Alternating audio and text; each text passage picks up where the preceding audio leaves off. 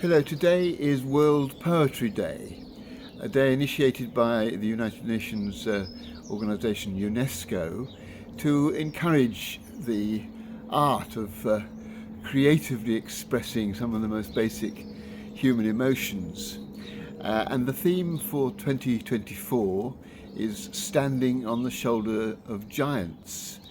The idea being, of course, that each generation learns from previous generations in the way that it expresses itself, and new forms, new ideas are always developing.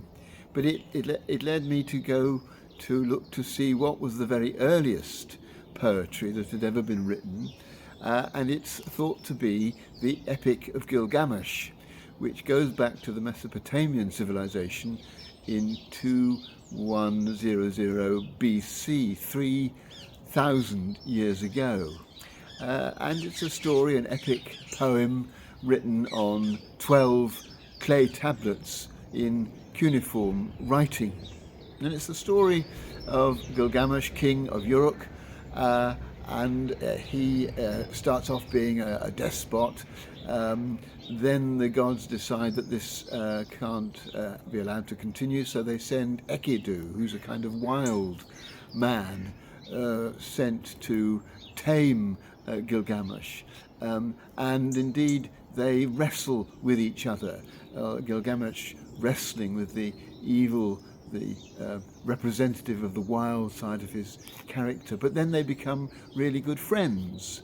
But sadly, because Gilgamesh disobeys the gods, the punishment is that Enkidu, the wild man, should die. So he dies, and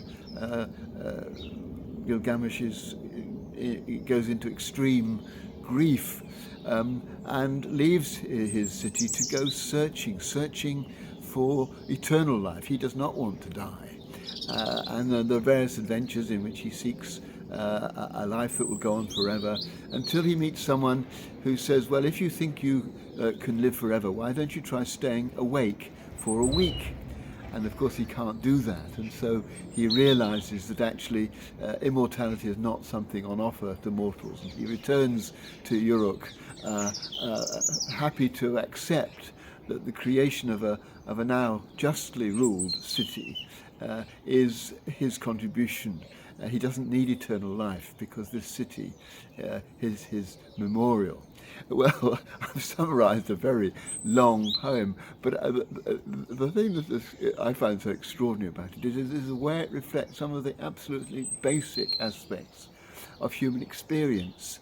There is the need to challenge oppression and injustice.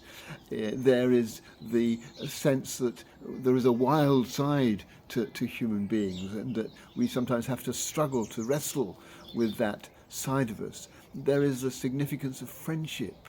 There is the sadness of grief. There is this searching that we humans often engage in for something that will sustain our memory and keep us alive after our death. And there is the possibility of final acceptance that where we are is the best place to be, and all we can do is make the best of the situation that we're in, and hope that that is a fair memorial for us. So the story has everything in it that is about human nature, and it's 3,000 years old. And it strikes me as extraordinary and wonderful to think that with all the other changes that have taken place in the way in which humans operate, that some of these basic experiences, basic realities of human life were there all those many years ago, and are still part of what makes life rich for us today.